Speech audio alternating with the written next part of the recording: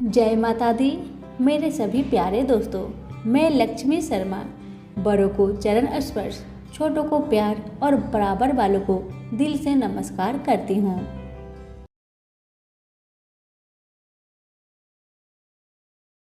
सभी प्रेम से बोले सीता मैया की जय हो।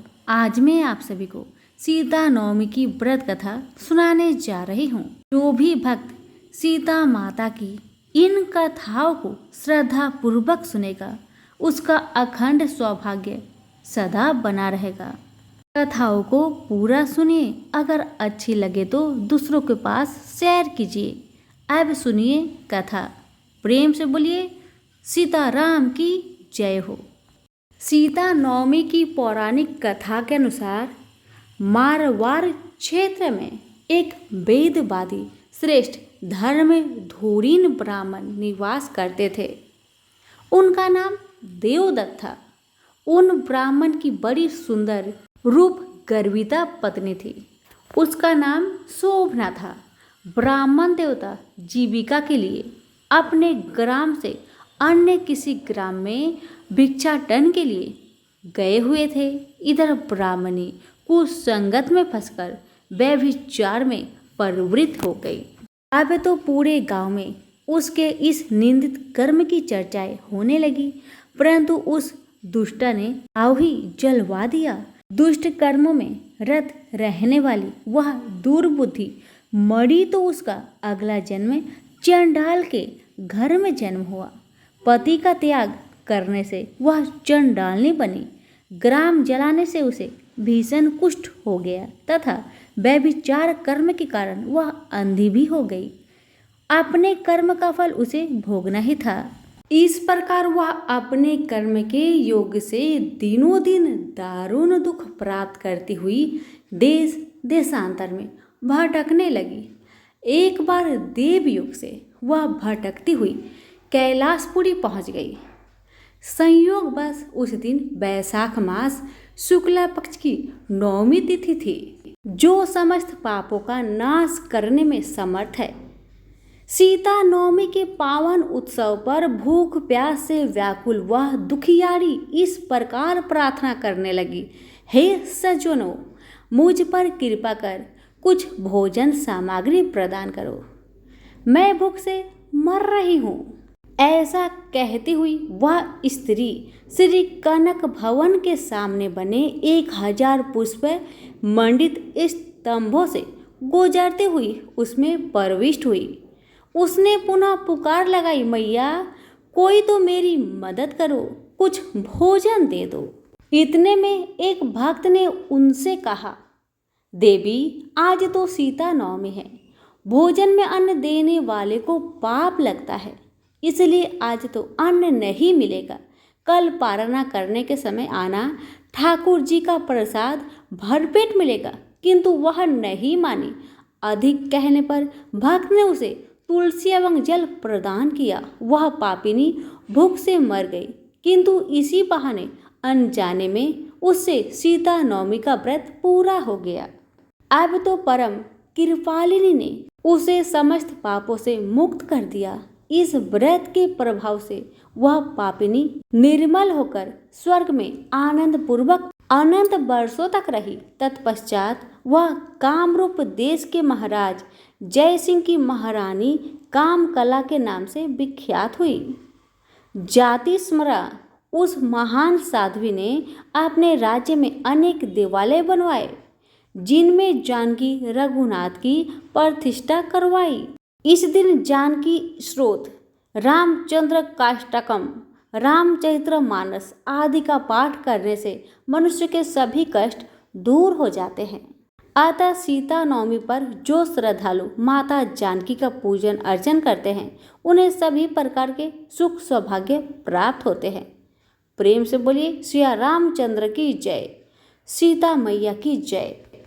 राम लक्ष्मण जी की कहानी। राम लक्ष्मण की कहानी। भगवान श्री राम, लक्ष्मण और सीता जी पिता दशरथ जी की आज्ञा से वनवास जाने लगे। रास्ते में सभी तीर्थ गंगा, यमुना, गोमती नदियों में पितृ तर्पण कर वन में कंदमूल फल फूल खाते हुए वन में अपना समय व्यतीत करने लगे। एकम के दिन लक्ष्मण जी ने राम जी की आज्ञा से फल फूल लाकर माँ सीता को दे दिए। तब माँ सीता ने 4 पतल परोसी। तब लक्ष्मण जी ने पूछा, भाभी माँ, हम 3 हैं, फिर 4 में क्यों परोसा? तब माँ सीता बोली, 1 पतल गाय माता के लिए है। राम जी लक्ष्मण जी गाय माता को पतल परोस दी। तब राम जी ने पूछा, सीता जी, आपने खाना शुरू क्यों नहीं किया? तब सीता माँ बोली, मेरे तो राम कथा सुनाने का नियम है। राम कथा सुनाने के बाद ही मैं फल ग्रहण करूंगी। तब राम जी बोले, मुझे कथा सुना दो। लक्ष्मण जी बोले, मुझे सुना दो। तब माँ सीता बोली, औरत की बात औरत सुने तो ठीक है। आप तो मेरे पति हो और आप मेरे देवर हो, मैं आपसे कैसे कहूँ? तब लक्ष्मण जी ने सोचा, इस जंगल में कौन औरत मिलेगी? तब लक्ष्मण जी ने अपनी माया से एक नगरी का निर्माण किया। उस नगरी में सब सुख सुविधाएं से युक्त थी। उस नगरी में सब चीजें सोने की थी, इसलिए नगरी का नाम सोन नगरी रखा। सभी नगर वासियों को घमंड हो गया। उस नगरी में कोई गरीब नहीं था। जब सीता जी कुएं पर पानी लेने गई और पनिहारिनों से राम राम किया तो कोई नहीं बोली। थोड़ी देर में एक छोटी कन्या आई। सीता जी ने उससे राम राम बोली और कहा कि भाई राम कथा सुनेगी? तब वह बोली, मेरे तो घर पर काम है। सीता जी ने कहा, मेरे पति राम और देवर लक्ष्मण भूखे हैं। तब लड़की बोली, मेरी माँ मेरा इंतजार कर रही है। वह लड़की वहां से जाने लगी। तब माँ सीता के क्रोध से सारी नगरी साधारण हो गई। जब लड़की घर आई तो माँ बोली, बाई ये क्या हुआ? तब लड़की बोली, मेरे को पता नहीं है, वहाँ एक साध्वी बैठी थी, मुझे राम कथा सुनने के लिए बोली, पर मैं तो कथा नहीं सुनी। यदि उसने कुछ किया हो तो पता नहीं। तब उसकी माँ ने उसको वापस जाकर कथा सुनने को कहा। लड़की ने वापस जाकर कथा सुनने से मना कर दिया। तब उसकी बहू बोली, आपकी आज्ञा हो तो मैं कहानी सुनकर आती हूँ। जब बहू कुएं पर गई तो पानी भरे और खाली करे। तब सीता जी ने कहा, आपके घर पर कुछ काम नहीं है क्या? तब वह बोली, माता जी मैं तो सारा काम करके आई हूँ। तब माँ सीता बोली, तू मुझे माँ कहकर बुलाई, यदि तुझे समय हो तो मेरी राम कहानी सुन लेगी। तब वह बोली, माता जी कहानी सुनाओ, मैं प्रेम से कहानी सुनूंगी। चंदन चौकी मोतिहार, राम कथा महारे हिडवेरो आधार। राम कथा सुनाऊं, राम ने मनाऊं, राम कहे तो परदेश में जाऊं। सीता जी ने कहा, हे भाई, तूने मेरी मृत्यु लोक में मदद करी, भगवान तेरी स्वर्ग लोक में रक्षा करेंगे। सीता जी ने राम कथा सुनाई। बाई ने सुनी। आओ राम बैठो राम, जल भर झाड़ी लाई राम, केलारी दातुन लाई राम, ठंडा जल भर लाई राम, संपाडो पधारवो राम, झगलैया टोपी लाई राम, करा किंगली लाई राम, स्वर्ण सिंहासन लाई राम, तापर आप बिराजो राम, झालर तिकरा लाई राम, शंख ध्वनि गरनाऊ राम, हिडवे हीरा शोभे राम, निरखता मन मोहे राम, चरण शरण में आई राम, शरण आपड़ी ले लियो राम, माखन मिश्री लाई राम, माखन मिश्री आरोगो राम, दूध भर कटोरी लाई राम, मेवा चिरंजीवी परोसु राम, खाती मीठी चाखा राम, चरखो फरखो आरोखो राम, रुच रुच भोग लगाऊ राम, जो भावे सो ले लियो राम, जल भर झारी लाई राम, अबे आचमन कर लियो राम, रे श्याम गमछो लाई राम, हाथ मुँह पोछ लियो राम, पुष्पासु से बिछाऊ राम, आंतरिया छिड़काऊ राम। हिंगलू डोलिया डलाऊ राम, सीता जी चरण दबावे राम। सुख भर से जे पोढ़ो राम, हजार पंखा ढोलू राम। घट घट माया विराजो राम, मुख में तुलसी बोलो राम। खाली मिजाज काई काम, जब बोलो जब राम ही राम। बोलो पंछी राम राम, पूर्ण होवे मंगल काम। राम कथा पूर्ण हुई तो सीता जी ने कहा, हे भाई तूने मेरी राम कथा सुनी, मेरी सहायता की। राम जी लक्ष्मण को जिमाया है, भगवान तेरे भी रक्षा करेंगे, तुझे स्वर्ग का सुख मिलेगा। सीता माता ने उपहार स्वरूप अपने गले का हार दे दिया। जब वह घर गई तो उसके मटका सब सोने के हो गए। सासू जी ने कहा, ये सब तू कहाँ से लाई? बहू ने कहा, मैं माँ सीता से राम कथा सुनी, ये इसी का फल है। सासू जी ने कहा, प्रतिदिन राम कथा सुनाना। बाई को राम कथा सुनते बहुत दिन हो गए। तब उसने माँ सीता से पूछा, इसका उद्धापन विधि बतलाओ।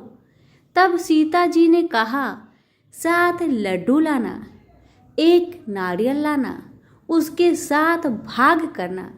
1 भाग मंदिर में चढ़ाना, जिससे मंदिर बनवाने जितना फल होता है। 1 भाग सरोवर के किनारे गाड़ देना, जिससे सरोवर खुदवाने जितना फल होता है। 1 भाग भगवत गीता पर चढ़ाना, जिससे भगवत गीता पाठ करवाने जितना फल होगा। 1 भाग तुलसी माता पर चढ़ाना, जिससे तुलसी विवाह जितना फल होगा। 1 भाग कंवारी कन्या को दे देना, जिससे कन्या विवाह जितना फल होगा। 1 भाग सूरज भगवान को चढ़ाना, जिससे 33 करोड़ देवी देवता को भोग लगाने जितना फल होगा। अब उसने विधि पूर्वक उद्धापन कर दिया। माता सीता के पास आई, माता मैंने तो विधि पूर्वक उद्धापन कर दिया, अब 7 दिन बाद बैकुंठ से विमान आएगा। 7 दिन पूरे हुए, विमान आया तो बहू ने कहा, सासू जी स्वर्ग से विमान आया है। तब सासू जी ने कहा, बहू तेरे ससुर जी को व मेरे को भी ले चल, तेरे माता पिता को भी ले चल, सारे कुटुंब परिवार को ले चल, अड़ोसी पड़ोसी को ले चल। बहू ने सबको बैठा लिया, पर विमान खाली था। थोड़ी देर में ही उनकी ननद आई और देखते ही देखते विमान भर गया। तब बहू ने कहा, माँ सीता नंद बाईसा को बैठा लो। पर माँ सीता ने कहा, इसने कभी कोई धर्म पुण्य नहीं किया। तब बहू ने कहा, बाईसा आप पहले राम लक्ष्मण की कथा सुनना, उसके बाद आपके लिए बैकुंठ से विमान आएगा। गांव के सारे लोग एकत्र हो गए और पूछने लगे, बाई तूने ऐसा कौन सा धर्म पुण्य किया? गीता भगवत के पाठ किए, हमें भी बताओ। तब बाई ने कहा, मैंने तो माता सीता से प्रतिदिन राम कथा सुनी और नियम से उद्धापन किया। तब समस्त ग्रामीण राम कथा सुनने की जिद करने लगे। तब बाई राम कथा कहने लगी और सब नर नारी सुनने लगे। राम कथा संपूर्ण होते ही समस्त नगरी सोने की हो गई। बाई ने कहा, जो कोई राम कथा को सुनेगा उसको मेरे समान ही फल मिलेगा। सब राम लक्ष्मण जी की जय जयकार करने लगे और विमान स्वर्ग में चला गया। 7 स्वर्ग के दरवाजे खुल गए। पहले द्वार पर नाग देवता, समस्त देवी देवता पुष्प वर्षा करने लगे। देवताओं ने पूछा कि तूने क्या पुण्य किया? तब उसने कहा, मैंने तो राम लक्ष्मण जानकी की कहानी सुनी। तो समस्त देवताओं ने कहा, वर मांग। तब उसने कहा, मेरे तो सब सिद्धियां है, मुझे यह वर दो कि जो भी श्रद्धा व भक्ति से राम कथा, राम लक्ष्मण जानकी की कहानी सुनेगा उसको मेरे समान ही फल मिले। सभी देवी देवताओं ने पुष्प वर्षा करते हुए तथास्तु कहा। चारों ओर राम राम की जय जयकार होने लगी। प्रेम से बोलिए सिया रामचंद्र की जय। प्राचीन काल में रंतिदेव नामक प्रतापी राजा हुए, जो कि शत्रुओं के विनाशक थे। उनकी मित्रता यम कुबेर इंद्रादिक देवों से थी। उन्हीं के राज्य में धर्मकेतु नामक एक ब्राह्मण रहता था। उसकी 2 स्त्रियां थी, एक का नाम सुशीला और दूसरा का नाम चंचला था। सुशीला नित्य ही कोई न कोई व्रत किया करती थी, फलतः उसका शरीर बहुत दुर्बल हो गया था। और इसके विपरीत चंचला कभी भी कोई व्रत उपवास नहीं करती थी, अपितु भरपेट भोजन करती थी। इधर सुशीला को सुंदर लक्षणों वाली एक कन्या हुई और उधर चंचला को पुत्र रत्न की प्राप्ति हुई। यह देखकर चंचला बारंबार सुशीला को ताना देने लगी। अरे ए सुशीला, तूने इतना व्रत उपवास करके शरीर को जर्जर बना डाला, फिर भी एक कन्या को जन्म दिया। और मुझे देख, मैं कभी व्रत के चक्कर में ना पड़कर हष्ट पुष्ट हूँ और वैसे ही बालक को जन्म दिया है। अपनी सौत का व्यंग सुशीला के हृदय में चुभने लगा। वह विधिवत गणेश जी का उपासना करने लगी। जब सुशीला ने भक्ति भाव से संकटनाशक गणेश चतुर्थी का व्रत किया तो रात्रि में गणेश जी ने उसे दर्शन दिए। गणेश जी ने कहा कि हे सुशीले, तेरा साधना से हम अत्यधिक संतुष्ट हैं। मैं तुम्हें वरदान दे रहा हूँ कि तेरी कन्या के मुख से निरंतर मोती और मूंगा प्रवाहित होती रहेगी। हे कल्याणी, इससे तुझे सदा प्रसन्नता रहेगी। हे सुशीले, तुझे वेद शास्त्र वेता एक पुत्र भी उत्पन्न होगा। इस प्रकार का वरदान देकर गणेश जी अंतर्ध्यान हो गए। वरदान की प्राप्ति के बाद से ही उस कन्या के मुख से सदैव मोती और मूंगा झरने लगे। कुछ दिनों के बाद सुशीला को एक सुंदर पुत्र उत्पन्न हुआ। कालांतर में उनके पति धर्मकेतु का स्वर्गवास हो गया। उसकी मृत्यु के बाद चंचला घर का सारा धन लेकर दूसरे घर में जाकर रहने लगी, परंतु सुशीला पति गृह में रहकर ही पुत्र और पुत्री का पालन पोषण करने लगी। चंचला हाथ जोड़कर कहने लगी, हे बहन सुशीले, मैं बहुत ही पापीन और दुष्टा हूँ, आप मेरे अपराधों को क्षमा कीजिए। इसके बाद चंचला ने भी उस कष्ट निवारक पुण्यदायक गणेश जी के व्रत को करने लगी। प्रेम से बोलिए गणेश जी महाराज की जय हो। कथा अच्छी लगे तो दूसरों को शेयर करना ना भूले। धन्यवाद।